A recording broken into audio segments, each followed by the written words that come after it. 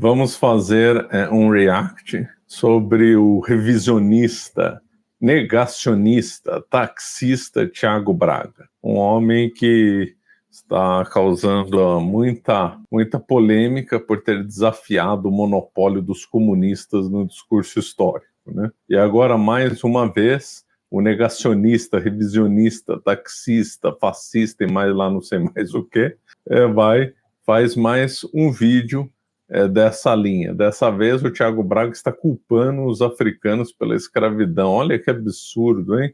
Esse Thiago Braga é realmente uma pessoa muito malvada. Vamos lá. Negacionista, extremista. Tudo bem que 99% dessas pessoas são comunistas que querem dar um golpe armado no Estado e acham que Stalin matou foi pouco e Mao amou demais. E o pior de tudo é que essas críticas vieram justamente do local que é considerado por muitos como o berço da erudição moderna, o X. Desde então, uma pergunta não sai da minha cabeça. Seria eu, o Thiago Braga, um extremista revisionista negacionista histórico? Só tem um jeito de descobrir.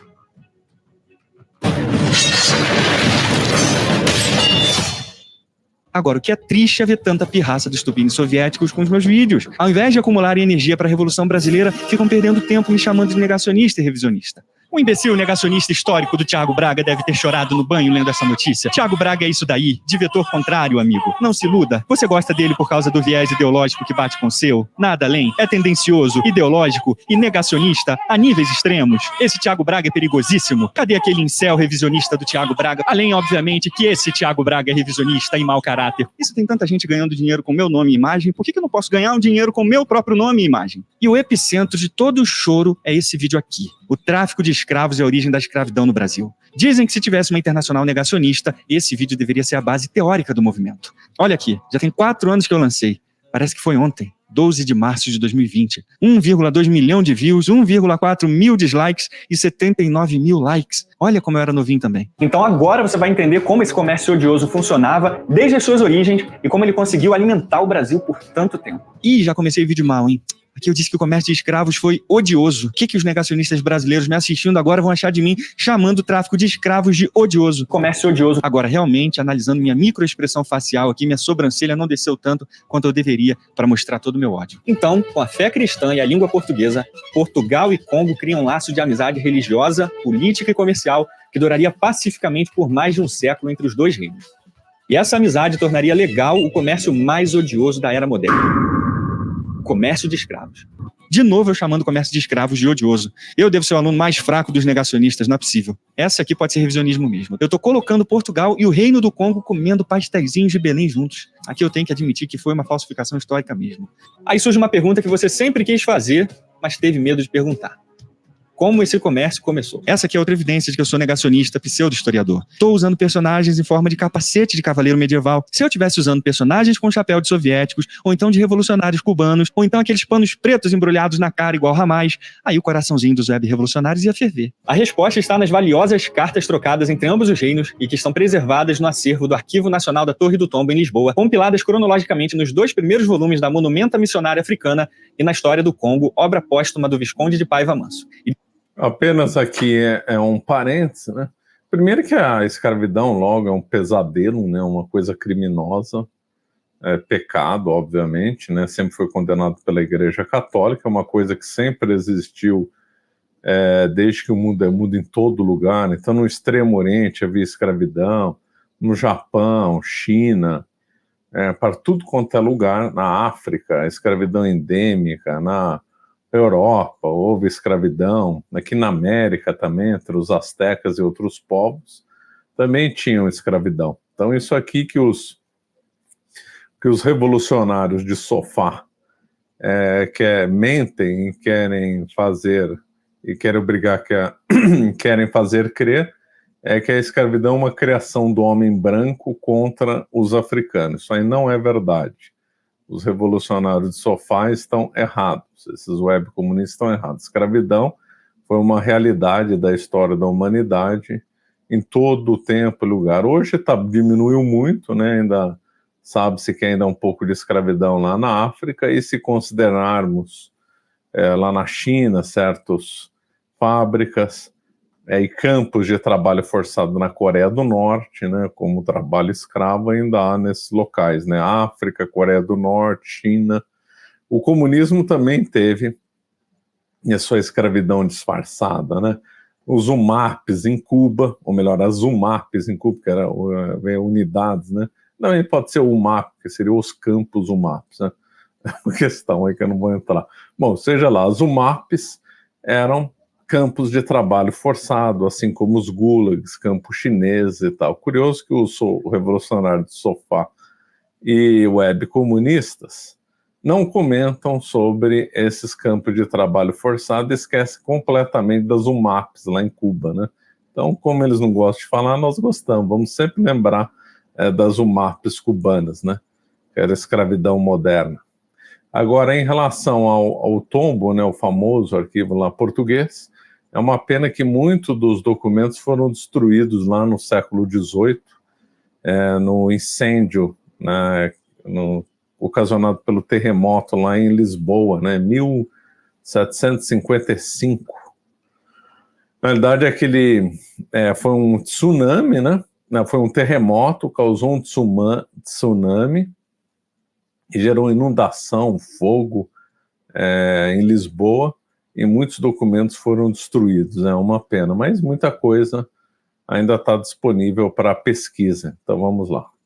Disponibilizadas digitalmente no repositório da Universidade de Lisboa. E realmente é um problema esses documentos primários estarem nesse ex-país imperialista dos infernos. Agora prestem muita atenção nos trechos a seguir, porque eles são muito importantes. Reparem que no final de cada carta e documento consta inclusive a localização e a gaveta onde os originais estão guardados nos arquivos da Torre do Tombo, e que pode ser útil para aqueles mais dedicados no assunto. A leitura desses documentos é primordial, porque lá estão as palavras dos próprios monarcas e seus agentes, onde o rei português proíbe o comércio com Angola a pedido do rei do Congo, pois este lhe prometera muitas vantagens e ampla liberdade comercial. Como ele próprio diz no texto original, o rei do Congo fará tantas vantagens nos resgates e despachos dos navios que forem ao seu reino, que dará cada ano tanta quantia de escravos, cobre e marfim com que se possa fazer mais proveito. E isso, adivinha só, era tudo que Portugal queria ouvir. E Afonso cumpriu mesmo a promessa, porque na carta de Manuel Pacheco a Dom João III, escrita em 28 de março de 1536, o oficial cita que nos últimos 5 anos que esteve no reino construindo um navio para o rei do Congo, ele mesmo presenciou tantos navios carregados que não desceu abaixo de 4 a 5 mil peças de escravos em nenhum ano, e que números incontáveis morriam antes de embarcar. Ou seja, só entre 1531 a 1536 teriam saído do Congo de 20 a 25 mil escravos, como a carta mostra. O Congo produzia tanta quantidade que muitos morriam antes mesmo de serem embarcados. Do Congo, os escravos eram enviados para São Tomé, que funcionava como uma espécie de alfândega de escravos, e de lá, por volta desse mesmo período, os primeiros escravos começaram a ser traficados para o Brasil. E os reis e nobres do Congo continuavam com o negócio a todo vapor, porque em 4 de dezembro de 1540, o rei Afonso I do Congo envia outra carta ao rei Dom João III de Portugal, falando sobre as vantagens que o português poderia ter por continuar negociando com o Congo, e no corpo da carta cita que o Congo é o que mais favorece e sustenta os negócios portugueses, como abrindo feiras, almadias, caminhos, onde se resgatam as peças de escravos. No final da carta, o rei do Congo pede 5 mil cruzados com os quais resgatarão mais peças de escravos. Tá aí outro problemão que os meus web julgadores me acusam de revisionista: usar documentos primários nos vídeos para explicar as dinâmicas complexas da origem do tráfico de escravos, porque eu estou apenas criando um espantalho em dizer que esse assunto é pouco falado pelos professores. Então vamos fazer um teste aqui, se eu estou usando espantalho mesmo? Vamos junto aqui no YouTube, ó. Digita aí origem da escravidão no Brasil. Olha esses vídeos aqui que estão entre os mais relevantes e assistidos. Pode assistir todos esses vídeos aqui do início ao fim. Depois comenta aqui quantos deles e em qual parte do vídeo inteiro eles explicam que os reinos africanos, na maior parte do tempo, eram colaboradores ativos no comércio de escravos. Esse aqui te conta. Capturando e vendendo escravos em troca de mercadorias e bens portugueses, e que esses mesmos reinos africanos queriam monopolizar o tráfico de escravos. Comenta aqui quantos desses vídeos falaram sobre isso. Isso é absoluta verdade, né? É uma coisa que eu também falo nos meus cursos, que a escravidão era uma realidade, infelizmente, no continente africano. Então lá haviam guerras intermináveis, e as tribos vencidas eram reduzidas à escravidão pelas tribos vencedoras, né? E essas tribos vencedoras, o que faziam com esses cativos escravos? Negociavam ou com o mundo muçulmano ou com os europeus, né? Então, antes de Portugal ter acesso à África, né? Os africanos, né? Aí a África subsaariana, né? A África subsaariana, então, negociava os escravos, que eram essas tribos perdedoras nas guerras, com negociantes de escravos do mundo muçulmano, né? Então, os muçulmanos compravam escravos dos próprios reinos africanos, né? E depois aí Portugal, depois outras nações europeias entraram aí nesse triste comércio, né? Então, as próprias tribos africanas tinham seus negócios relacionados à escravidão. Lembrando que também havia muito sacrifício humano, nem todo vencido na guerra, lá os africanos, nem todas as tribos vencidas em guerras eram reduzidas à escravidão. Uns eram assassinados, outros eram direcionados para sacrifícios humanos, né? Há relatos de açougues de carne humana na África e outras coisas abjetas lá, né? Que é muito pouco difundido por causa do mito russoniano do bom selvagem, né? Então, teve aquele infeliz chamado Rousseau, que ele não foi o único, hein, mas teve outras figuras que também desenvolveram essa tese falsa. Mas aí pegou. Então aí tem os comunistas, como eles estão obcecados com essa ideia de explorador e explorado, eles têm que omitir essa questão aí de escravidão, de sacrifício humano, de açougue de carne humana, de canibalismo, que havia em vários locais do mundo. Eles têm que sempre defender o oprimido, que o opressor, que o europeu branco que é o malvadão e todo mundo, o resto é inocente, bonzinho, etc., né? Então, é a mais pura verdade que havia uma escravidão endêmica, que havia comércio, e havia comércio entre uma tribo negociando com outra, mas o forte, antes de Portugal chegar, era com o mundo muçulmano, né? E comenta aqui também quantos desses vídeos explicam que a origem da escravidão no Brasil não foi racial. Ela se tornou racial depois de quase 200 anos. Sabe quantos desses vídeos vão explicar isso? Nenhum. E isso prova que essa é uma outra questão interessante. Há uma confusão feita de propósito por marxistas e outros que não estudam nada, dizendo que escravidão e racismo estão ligados. Não é que são irmãos ou uma coisa é absolutamente ligada a outra. É lógico que há uma certa relação, escravidão gerando racismo e racismo gerando escravidão. Isso é verdade, é uma realidade histórica. Porém, essa relação não é absoluta. Qual que é a prova? A prova é que brancos já escravizaram brancos, africanos escravizaram africanos, japoneses escravizaram japoneses, ameríndios aqui entre os astecas, por exemplo, escravizavam seus próximos. Então é uma realidade, entendeu? Houve tráfico de homens brancos lá na Europa, mesmo a Inglaterra usou a escravidão branca em relação aos irlandeses. A Inglaterra invadiu a Irlanda, matou um monte de gente, o resto reduziu a escravidão, enviou muitos escravos para o Caribe, principalmente para Barbados, ficaram conhecidos como Redlegs, né? Então, os ingleses praticavam escravidão branca. Houve escravidão no mundo eslavo, aliás, a origem da palavra escravo vem de eslavo, né? Em inglês é até mais fácil da origem, né? Em francês também, em português a origem do nosso termo escravo vem de eslavo, né? E em árabe também, né? Se não me engano, a palavra em árabe acho que é sacaliba, se não me engano. Então, sacaliba em árabe significa tanto eslavo como escravo, né? Então havia uma escravidão de eslavos, principalmente determinada, por exemplo, no final da Idade Média, havia um fluxo de escravos eslavos ali no Mar Negro, né? Inclusive, Gênova chegou, durante um tempo, participar desse comércio lá, porque Gênova, Veneza também chegou a ter acesso a praças comerciais no Mar Negro, né? E o Mar Negro se tornou um centro de escravidão de eslavos, né? Então, brancos escravizaram brancos, orientais escravizaram orientais, africanos escravizaram africanos, só para mostrar que, em boa parte da história, a escravidão era uma coisa independente do racismo, né? Esses professores são péssimos profissionais escondendo a verdade dos seus alunos, certo?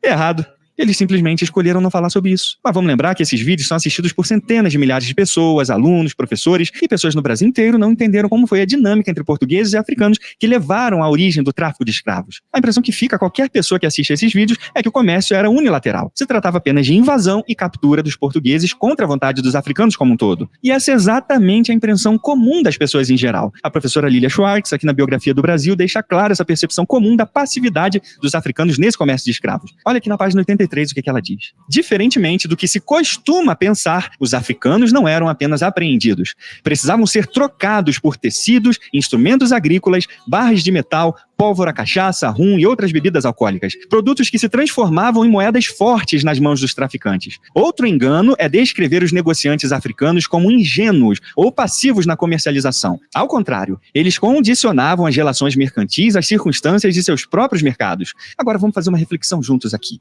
A professora, no início do parágrafo... Perfeito esse texto, gostei bastante. Perfeito, porque é isso mesmo, né? Não tem como...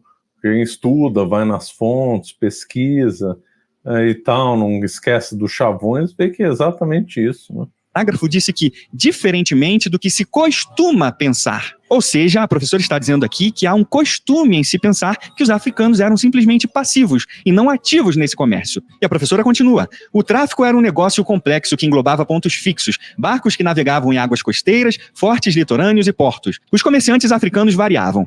Podiam ser meros intermediários, ou fazer parte de monopólios estatais ou de organizações mais estáveis pertencentes a nobres ou reis. Em alguns lugares o comércio era livre, em outros controlado por governos e agentes mais intervencionistas que impunham tarifas restritivas. E aí eu te pergunto, em que parte desses vídeos populares feitos por professores ou pesquisadores a gente viu qualquer sombra disso aqui que a professora Lilia mencionou? Então não estou criando um espantalho aqui. É um fato que essa dinâmica complexa do comércio de escravos é muito pouco falada de modo geral. Não adianta webcomunistas no X fazer pirracinha. Não... É uma vergonha, né?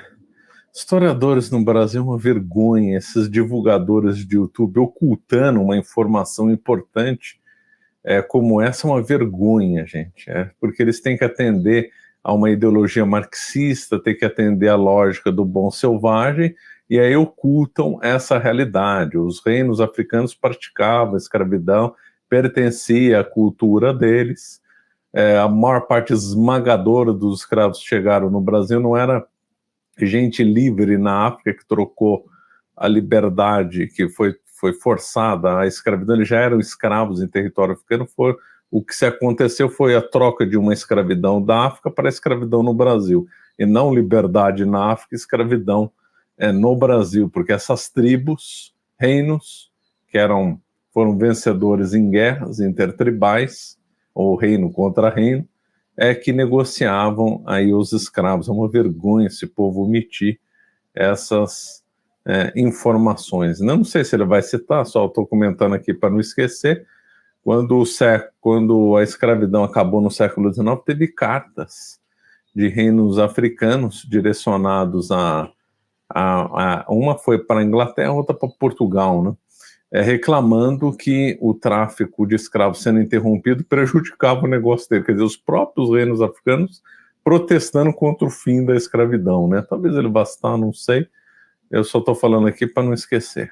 Não tem nada a ver com o lance que já havia escravidão na África, porque isso sim, até uma criança sabe, e meu vídeo não é sobre isso. Eu expliquei por meio de documentos primários que africanos e europeus comercializavam pessoas visando seus próprios interesses. E isso, eu repito, a maior parte dos maiores vídeos dos maiores canais de professores no YouTube não mostram. Esses vídeos explicam até como era a escravização na Roma Antiga, mas não explicam as dinâmicas entre portugueses e africanos do comércio, que é o tema do vídeo deles. É perfeitamente coerente mostrar toda a tragédia que a escravidão causou no nosso país e mostrar como reinos africanos e europeus cooperaram entre si na indústria dessa catástrofe humanitária. Só que nessa última parte existe um silêncio ensurdecedor dominante. E isso está longe de ser um espantalho. Só a nível de comparação, dá uma olhada nesse vídeo aqui da TED Ed, O Comércio Atlântico de Escravos, o que poucos livros contaram para você, do professor Anthony Hazard. Esse vídeo só tem 5 minutos e 38, mas o professor dedica incríveis 1 minuto para explicar justamente essa dinâmica entre europeus e africanos nesse comércio desgraçado. E essa explicação aqui é uma raridade da gente encontrar em canais principalmente grandes no YouTube.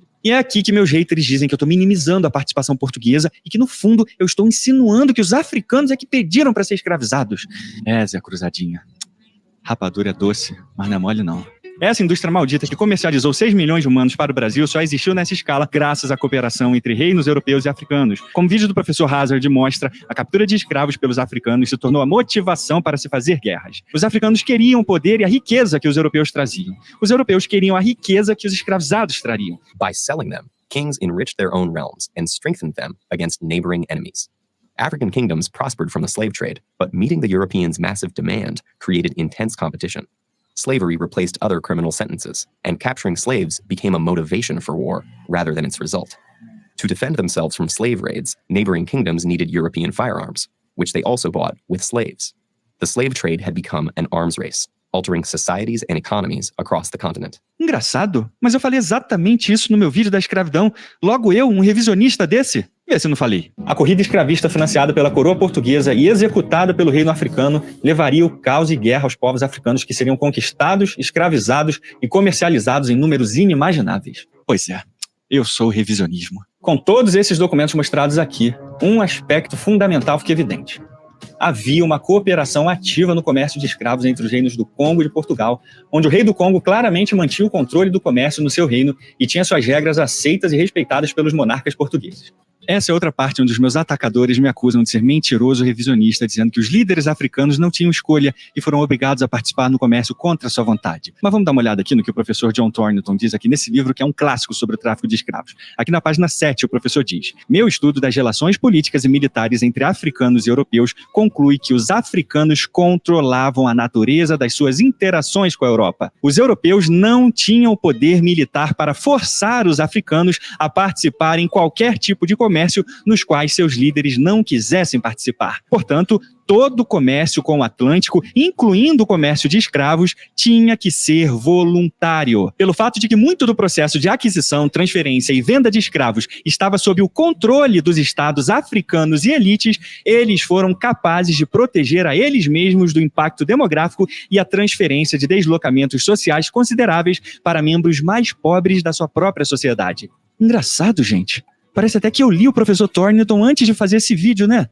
Bate direitinho, ó. Com todos esses documentos mostrados aqui. Perfeito. Excelente esse texto, claro. Já havia, não tinha condição. Imagina, Portugal no século XVI, pôr uma armada lá forçando os reinos a pegar escravos. Isso é ridículo, não tinha. Mesmo porque os europeus que se entravam muito adentro do continente africano morriam, né? Eles não tinham assim os anticorpos para suportar na África. Na África foi conhecida muitas vezes como cemitério de homens brancos, às vezes usado tumba de homens brancos, né? Eles tinham que fazer os negócios só no litoral. Se avançasse muito para dentro, a probabilidade era de morrer, né?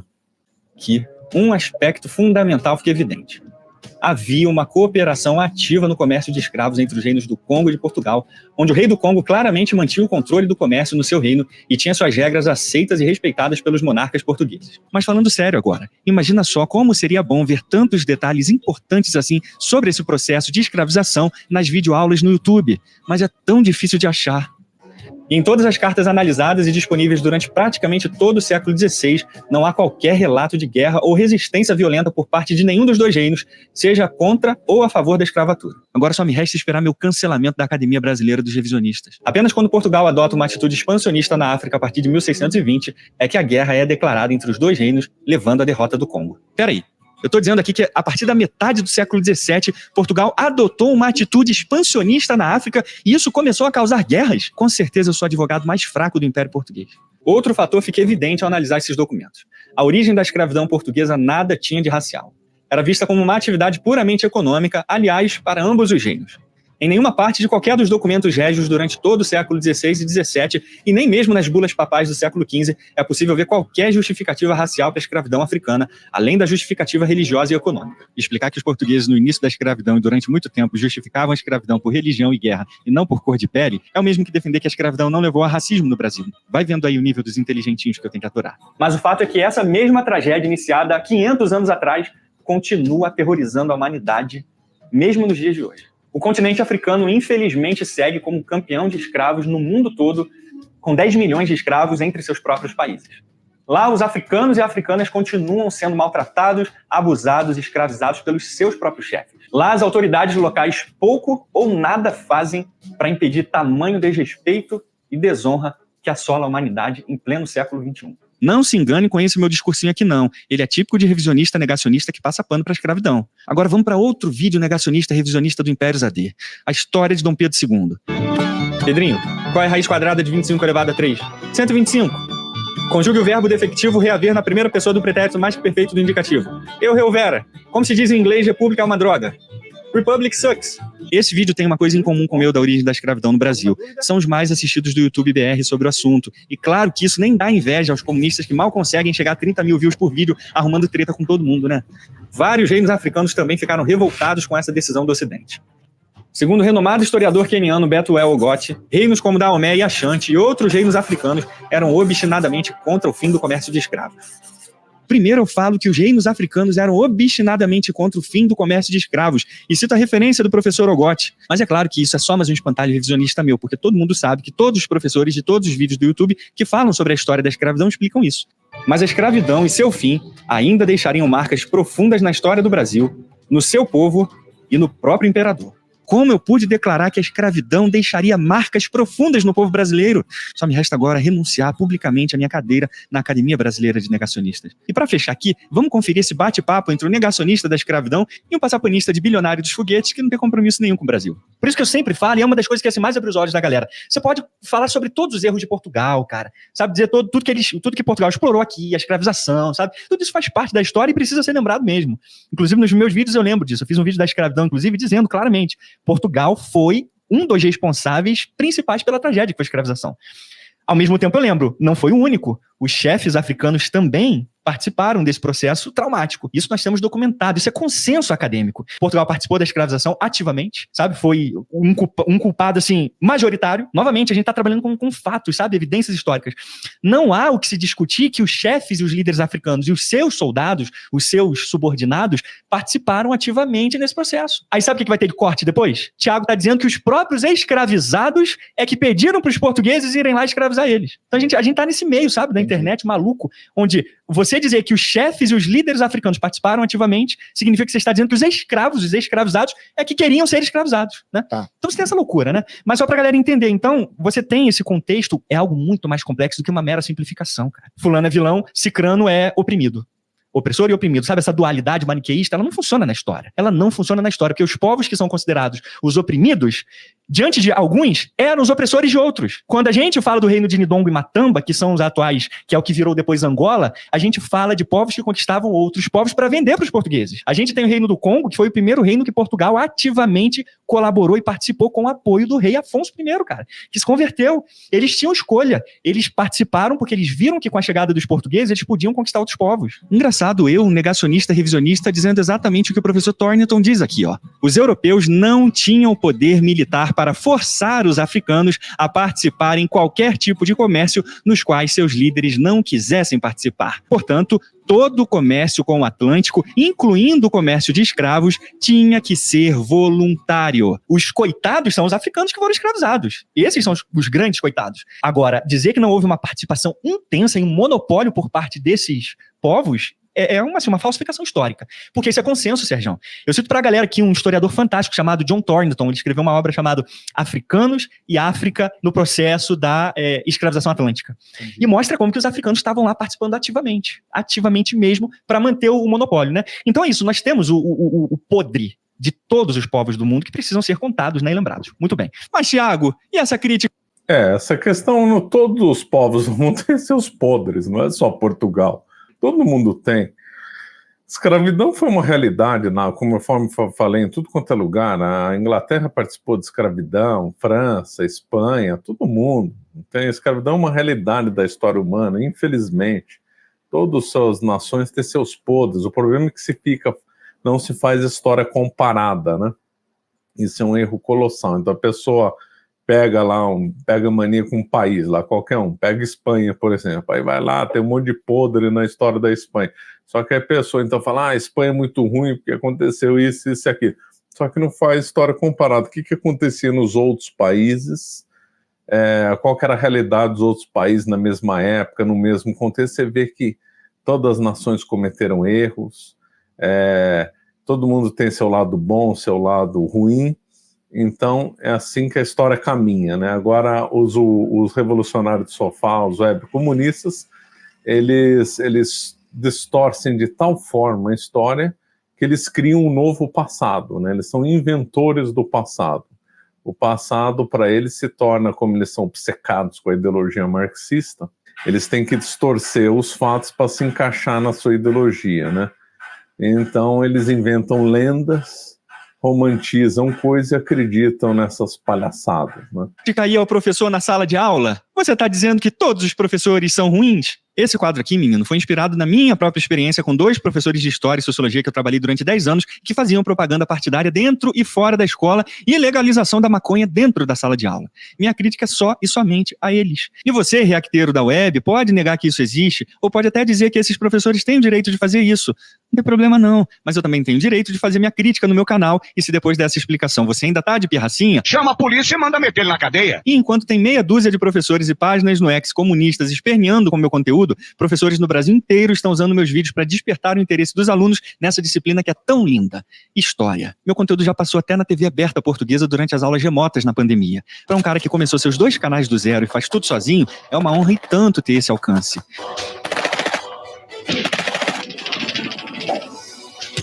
Droga, vai pegar o osso, seu cão. Então, se você sorri comigo ou chora, você faz parte do meu crescimento. E, por favor, continuem, porque o Braguinha tá só começando.